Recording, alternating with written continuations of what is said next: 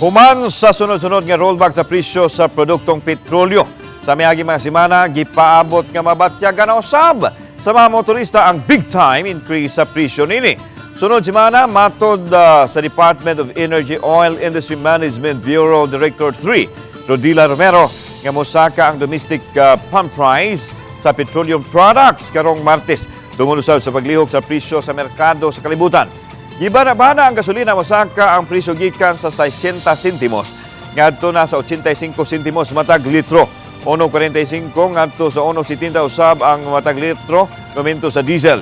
Samtang ang kerosene Mosaka usab ang presyo gikan sa 1.85 ngadto sa 1.90 matag litro.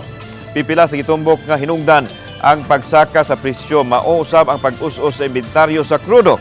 Ang kawalay kasiguruhan tungod sa gipatumang interest cut sa US Federal Reserves ug pagminos usab sa pag-export sa Saudi sa produktong petrolyo ngadto sa China.